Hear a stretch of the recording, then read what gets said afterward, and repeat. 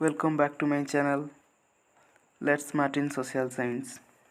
आज आम +2 second year political science रो गणतंत्र चैप्टर रो गोटे लॉन्ग क्वेश्चन डिस्कस करिया। लॉन्ग क्वेश्चन टी होची गणतंत्र रो संज्ञा प्रदान करी एहार लक्षण बा वैशिष्ट्य आलोचना करो। गणतंत्र रो संज्ञा प्रदान करी एहार लक्षण बा वैशिष्ट्य गुडी को आलोचना करो। वीडियोटी को शेष पर्यंत देखिए। भल लगिले लाइक शेयर करेंगे एवं यदि चैनल रे नुआ अछंती ताहले चैनल को सब्सक्राइब करेंगे। चलंतु स्टार्ट करिवा। क्वेश्चन अछि गणतंत्र संज्ञा प्रदान करी एहार लक्षण बा वैशिष्ट्य आलोचना करो।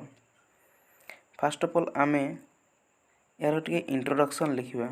इंट्रोडक्शन कोन लिखिबा, गणतंत्र कोन काकू कहा जाय से विषय रे टिके लिखिबा।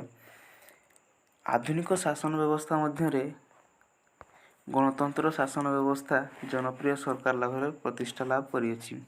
आमर जो शासन व्यवस्था विभिन्न प्रकार नहीं ना, गणतंत्र अच्छी, राजतंत्र अच्छी, एक छत्रवाद शासन अच्छी, से भितर गणतंत्र शासन होची सबुठारु सर्वोत्कृष्ट शासन। कहीं पृथ्वीर अधिकांश राष्ट्र रे एही गणतंत्र शासन व्यवस्था प्रचलित अटे। पृथ्वीर अधिकांश राष्ट्र रे कौन अच्छी ना गणतंत्र व्यवस्था प्रचलित अच्छी। गणतंत्र बा डेमोक्रेसी शब्दटी कौटी ना, डेमोक्रेसी बा गणतंत्र शब्दटी दुईटी ग्रीक शब्द यथा डिमोस एवं क्राटस बा क्रासिया रु आसीछि। कौन ना ग्रीक शब्द कौन कौन, डिमोस एवं क्राटस। डिमोस आउ क्राटस रु आसी मिसिकी हेछि कौन, डेमोक्रेसी शब्दटी डिमोस आउ क्राटस रु हेछि। डिमोस रो अर्थ कौन ना, डिमोस रो अर्थ होछि जन बा गण बा लोक बा जनसाधारण। कौन डिमोस रो अर्थ होछि जनसाधारण बा गण बा लोक।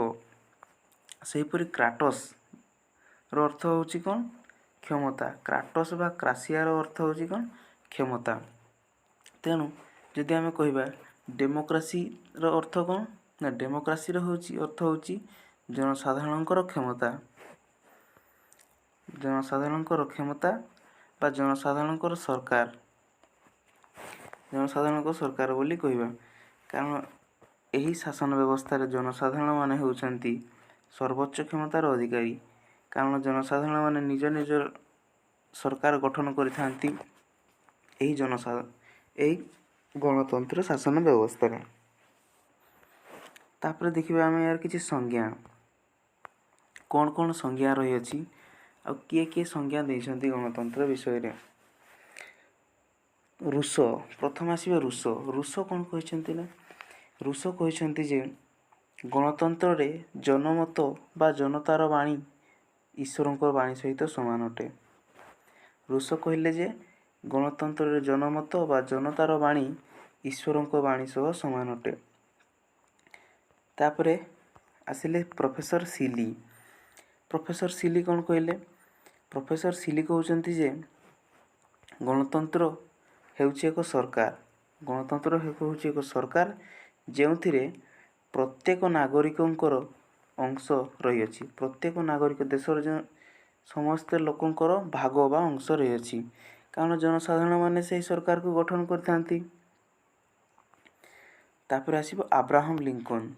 अब्राहम लिंकन कौन कहले, अब्राहम लिंकन कहउचंती जे गणतंत्र हेउछि लोकमानंकर, लोकमानंक द्वारा एवं लोकमानंक पई उद्दिष्ट सरकार। अब्राहम लिंकन कौन कहले, गणतंत्र होछि लोकमानंकर, लोकमानंक द्वारा एवं लोकमानंक पई उद्दिष्ट सरकार।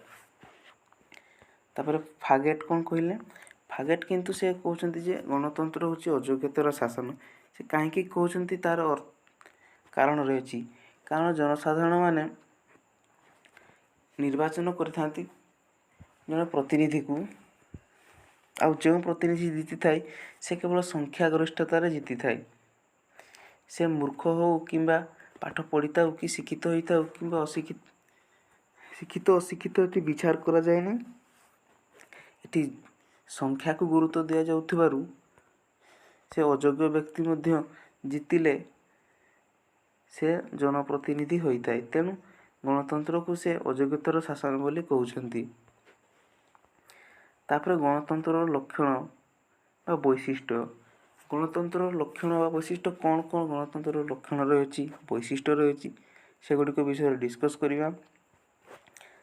ପ୍ରଥମ ବୈଶିଷ୍ଟ୍ୟ ହେଉଛି ମୌଳିକ ସମାନତା।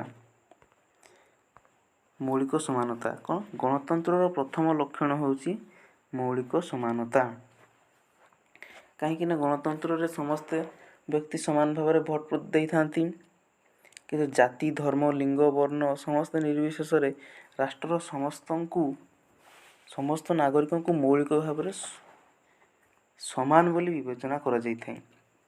ଏଠାରେ ସରକାର ସମସ୍ତଙ୍କୁ ସମାନ ଦୃଷ୍ଟିରେ ଦେଖିଥାଏ, କାରଣ ଜନସାଧାରଣଙ୍କର ସରକାର ନା, ତେଣୁ ସରକାରଙ୍କ ଆଖିରେ ସମସ୍ତ ଜନସାଧାରଣ ସମାନ। ସେ ବିପକ୍ଷ ହେଉ କିମ୍ବା ସପକ୍ଷ ହେଉ, ସେ ସରକାରଙ୍କ ଆଖିରେ ସମାନ ଅଟେ। ଏଥିରେ କୌଣସି ବୈଷମ୍ୟ, ଭେଦଭାବ, ପାତର ଅନ୍ତର ବା ଅସମତାକୁ ପ୍ରଶ୍ରୟ ଦିଆଯାଏ ନାହିଁ। ଏଥିରେ ସମସ୍ତଙ୍କର ମୂଲ୍ୟ ସମାନ ଅଟେ। ହେଲା, ତାପରେ ଆସିଲା ଜନସାଧାରଣଙ୍କ ସାର୍ବଭୌମତ୍ୱ। ସେକେଣ୍ଡ ପଏଣ୍ଟ କ'ଣ ଅଛି ନା ଜନସାଧାରଣଙ୍କ ସାର୍ବଭୌମତ୍ୱ। ଜନସାଧାରଣଙ୍କ ସାର୍ବଭୌମତ୍ୱ କହିଲେ କ'ଣ ନା ଜନସାଧାରଣଙ୍କ ପାଖରେ ଯେଉଁ ସୁପିରିୟରିଟି କ୍ଷମତା ରହିଛି ତାହାକୁ ଜନସାଧାରଣଙ୍କର ସାର୍ବଭୌମତ୍ୱ ବୋଲି କୁହାଯାଇଥାଏ। ଯେହେତୁ ଗଣତନ୍ତ୍ର ଶାସନରେ ଜନତାଙ୍କର ଶାସନ, ଏଥିରେ ଜନସାଧାରଣମାନଙ୍କର ହାତରେ ସର୍ବୋଚ୍ଚ କ୍ଷମତା ନଷ୍ଟ ରହିଥାଏ ବା ଭିଟୋ କ୍ଷମତା ନଷ୍ଟ ରହିଥାଏ।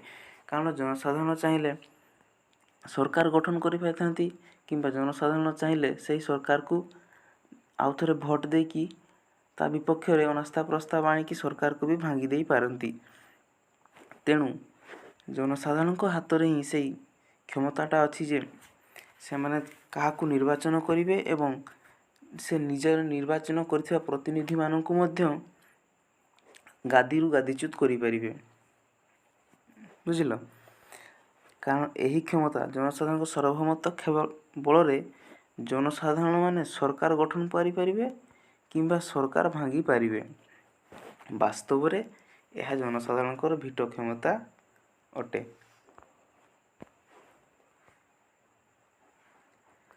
ଦେନ୍ ଆସିଲା 3 ନମ୍ବର ପଏଣ୍ଟ କ'ଣ? ମୁକ୍ତ ସମାଜ। ମୁକ୍ତ ସମାଜ କହିଲେ କ'ଣ ବୁଝିବା? କ'ଣ ଲେଖା ହେଇଛି ଯେ ଗଣତନ୍ତ୍ର ଜନସାଧାରଣଙ୍କ ଶାସନ, ଏଥିରେ ମୁକ୍ତ ସମାଜ ଉପରେ ଅଧିକ ଗୁରୁତ୍ୱ ପ୍ରଦାନ କରାଯାଇଛି। ବ୍ୟକ୍ତିର ପୂର୍ଣ୍ଣାଙ୍ଗ ବିକାଶ କ୍ଷେତ୍ରରେ ବ୍ୟକ୍ତିକୁ ସମସ୍ତ ପ୍ରକାର ସୁବିଧା ସୁଯୋଗ ପ୍ରଦାନ କରାଯାଇଛି। ଅର୍ଥାତ୍ ବ୍ୟକ୍ତିକୁ ପୂର୍ଣ୍ଣ ସ୍ୱାଧୀନତା ପ୍ରଦାନ କରାଯାଇଛି। ସମସ୍ତଙ୍କୁ ସମାନ ଭାବରେ ପୂର୍ଣ୍ଣ ସ୍ୱାଧୀନତା ପ୍ରଦାନ କରାଯାଇଛି।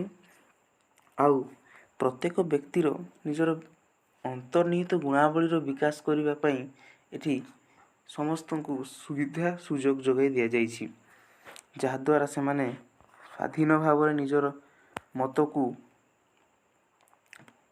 ଦେଇପାରିବେ ଏବଂ କାହାରି ଚାପରେ ବଶବର୍ତ୍ତୀ ହେଇକି ଅନ୍ୟ କୌଣସି ଚାପରେ ବଶବର୍ତ୍ତୀ ହୋଇ ବିଭିନ୍ନ କାର୍ଯ୍ୟକଳାପ କରିପାରିବେ ନାହିଁ। କାରଣ ଏଠି ନିଜେ ସମସ୍ତେ ସ୍ୱାଧୀନ, ଯାହାଦ୍ୱାରା ସେମାନେ ସ୍ୱାଧୀନ ଭାବରେ ସମାଜରେ ପ୍ରତିଷ୍ଠିତ ହୋଇପାରିବେ। ମୁକ୍ତ ମତାମତ, ମୁକ୍ତ ଶିକ୍ଷା, ମୁକ୍ତ ନ୍ୟାୟ ପ୍ରକ୍ରିୟା,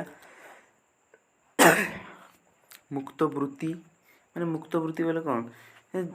ଯେକୌଣସି ବୃତ୍ତି ବା କାମ କରିପାରିବେ ନିଜର ଜୀବନ ଧାରଣ କରିବା ପାଇଁ। ମୁକ୍ତ ବିଚରଣ, ସେ ଭାରତର ଯେକୌଣସି ସ୍ଥାନରେ ସେ ରହିପାରିବେ, ମୁକ୍ତ ବିଚରଣ ଖୋଲା ଭାବରେ ବୁଲି ପାରିବେ। ଏହିସବୁ ପ୍ରଦାନ କରାଯାଇଛି, ଯାହାଦ୍ୱାରା ମୁକ୍ତ ସମାଜ ପ୍ରତିଷ୍ଠା ହୋଇଥାଏ। କ'ଣ ମୁକ୍ତ ସମାଜ? ମୁକ୍ତ ମତାମତ ଦେଇପାରେ, ନିଜ କାହାର ଚାପରେ ବଶବର୍ତ୍ତୀ ବାଧ୍ୟ ହୋଇକି ଭୋଟ ଦେବେ, ଏହା ହେଇପାରିବନି। ମୁକ୍ତ ଶିକ୍ଷା, ସେ ଯେକୌଣସି ଶିକ୍ଷା ଗ୍ରହଣ କରିପାରିବେ। ମୁକ୍ତ ନ୍ୟାୟ, ସମସ୍ତଙ୍କୁ ସମାନ ଭାବରେ ନ୍ୟାୟ ଦିଆଯିବ। ସେ ଧନୀ ହେଉ କିମ୍ବା ଗରିବ ହେଉ, ସେ ଶିକ୍ଷିତ ହେଉ କିମ୍ବା ଅଶିକ୍ଷିତ ହେଉ, ସମସ୍ତଙ୍କୁ ସମାନ ନ୍ୟାୟ ଦିଆଯିବ। ହେଲା, ଯାହାଦ୍ୱାରା କି ମୁକ୍ତ ସମାଜଟା ପ୍ରତିଷ୍ଠା ହୋଇପାରିବ। ତାପରେ ଆସିଲା 4th ପଏଣ୍ଟ କ'ଣ? ରାଜନୈତିକ ସ୍ୱତନ୍ତ୍ରତା ଓ ଅଧିକାର। ଗଣତନ୍ତ୍ରର ବ୍ୟକ୍ତିର ଅଧିକାର ଏବଂ ତାହାର ସ୍ୱତନ୍ତ୍ରତା ଉପରେ ଗୁରୁତ୍ୱ ପ୍ରଦାନ କରିଥାଏ। କ'ଣ ନା ଗଣତନ୍ତ୍ର ବ୍ୟକ୍ତିର ସ୍ୱତନ୍ତ୍ରତା ଓ ଅଧିକାର ସମସ୍ତଙ୍କୁ ସମାନ ଅଧିକାର ଦିଆଯାଇଛି ଏବଂ ସମସ୍ତଙ୍କୁ ସମାନ ସ୍ୱତନ୍ତ୍ରତା ପ୍ରଦାନ କରାଯାଇଛି। କାହାକୁ ବେଶୀ କିମ୍ବା କାହାକୁ କମ୍ ସ୍ୱାଧୀନତା ଦିଆଯାଇ ନାହିଁ। ଏତଦ୍ ବ୍ୟତୀତ ବିଭିନ୍ନ ପ୍ରକାର ରାଜନୈତିକ ସ୍ୱତନ୍ତ୍ରତା ଯଥା ସାବାଳକ ଭୋଟଦାନ ପ୍ରଥା। କାରଣ ସାବାଳକ ଭୋଟଦାନ ପ୍ରଥା କହିଲେ କ'ଣ, 18 ବର୍ଷରୁ 18+ ଯେଉଁମାନଙ୍କର ହେଇଛି 18 ବର୍ଷରୁ ଉର୍ଦ୍ଧ୍ୱ ବୟସର ବ୍ୟକ୍ତିମାନେ ସରକାର ଗଠନରେ ଅଂଶଗ୍ରହଣ କରିବେ ବା ନିଜର ଭୋଟ ଦେଇ ସରକାର ଗଠନ କରିପାରିବେ। ନିର୍ବାଚନର ପ୍ରତିଯୋଗିତା, ଯେକୌଣସି ବ୍ୟକ୍ତି ଭାରତର ହୋଇଥିବ ତାଙ୍କୁ 21+ ହୋଇଥିଲେ ସେ ନିର୍ବାଚନରେ ଭାଗ ନେଇପାରିବେ। କିନ୍ତୁ ଭୋଟ ଦେବେ କେତେରୁ, 18+ରୁ। 21+ରୁ ସେ ନିର୍ବାଚନରେ ପ୍ରତିନିଧିତ୍ୱ କରିପାରିବେ। ଯେପରିକି ଆମର ସରପଞ୍ଚ ନିର୍ବାଚନରେ କେତେ, 21+ ମିନିମମ୍ଟା ଆବଶ୍ୟକ। ମୁକ୍ତ ମତାମତ ବ୍ୟକ୍ତ କରିବା, ସଂଘ ଗଠନ କରିବା, ନିଜର ସଂଘ ଯେକୌଣସି ସଂଘ ବା କ୍ଲବ୍ ଗଠନ କରିପାରିବେ, ରାଜନୈତିକ ସଂଗଠନ ଗଠନ କରିପାରିବେ ଇତ୍ୟାଦି ଇତ୍ୟାଦି ରହିଛି ହେଲା। ଏହିସବୁ ଅଧିକାର ବଳରେ ସେମାନେ ରାଷ୍ଟ୍ରର ସମ୍ବନ୍ଧୀୟ ବିଭିନ୍ନ କ୍ଷେତ୍ରରେ ଯୋଗଦାନ କରିଥାନ୍ତି। ବୁଝିହେଲା ରାଜନୈତିକ ସ୍ୱତନ୍ତ୍ରତା ଓ ଅଧିକାର କ'ଣ। ତାପରେ ଆସିଲା ସଂଖ୍ୟାଗରିଷ୍ଠଙ୍କ ମତ। ଗଣତନ୍ତ୍ର କ'ଣ, ଗଣତନ୍ତ୍ରରେ ସଂଖ୍ୟାଗରିଷ୍ଠଙ୍କ ମତ ରହିଥାଏ।